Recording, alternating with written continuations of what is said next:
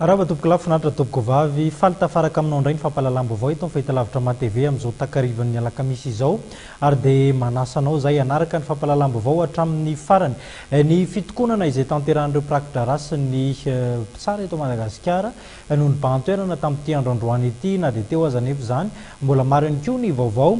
mahakasika ny sosialy ny sehatry ny asa tanana eo amin'ny sehatry ny fizahantany ihany koa etsika lehibe noho ny tontosana nanomboka androany eo amin'izay sehatry ny fizahantany zay ny fitokonana samihafa aloha no hanomboantsika ny fiarahana amin'ity takariva ity indrindrina ny varavaran'ny fitsarana rehetra manerana ny Madagasikara androany itoy amin'ny rampitso io fihetsiketsehana tanterahan'izy ireo io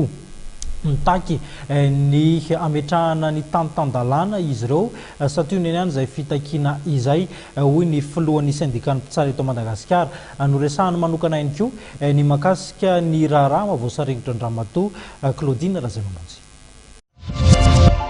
Tsy niematra tamin'ny teny nomeny avy eo amin'ny syndicat-ny mpitsara nanomboka maraina io ny roa andro natokan'izy ireo hitokonana. Ny katona tanteraka ny toeram-pitsarana rehetra androany manerana ny Madagasikara. Loha hevitra maromaro moa ny tena takian'ireo mpitsara ka anisan'izany ny fanatanterahana ny didim-pitsarana rehetra nivoaka sy ny fametrahana ny tanitandalana. Rehefa ohatra izahay ka andeha iray nampiatra ny lalàna io manomboka hatrany amin'ny HCC ka hatrany amin'ny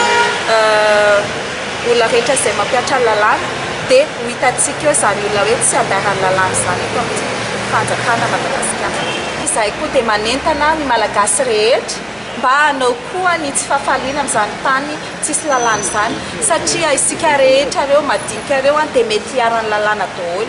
fa ny olona izay mpitondra antsika izany tsy azo ampiarana ny lalàna nefa ny volantsika no angalarina isika rehetra nanaovana an'izao antso izay rehetrarehetra izao. Nasian'ity mpitarika sindikaly ity resaka ihany koa ny mikasika ny Claudine Razemamonjy raha nambarany Fanirso Ernève dia tokony alefa eny am-ponja tsy misy atakandro ity olona voaroiroy ity.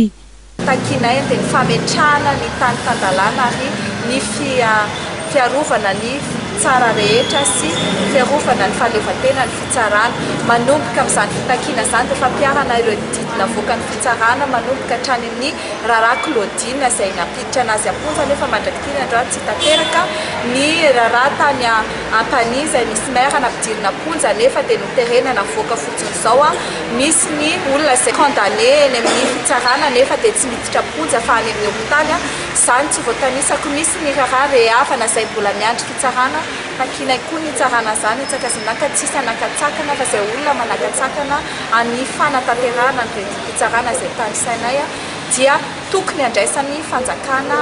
andraikitra fepetra enjana. Mandritra ny roa andro ihany no anatanterahana izao fitokonana izao. Tsy maintsy jerena ihany koa ny raharaha-pitsarana rehetra satria tsy tokony atao takalonaina ny vahoaka ho hiatrany Fanirso Ernève. Tsy midika akory izany fa hoe hifarana ny fangatahana fa kosa fomba hafa indray no entin'izy ireo manatanteraka ny fitakiana.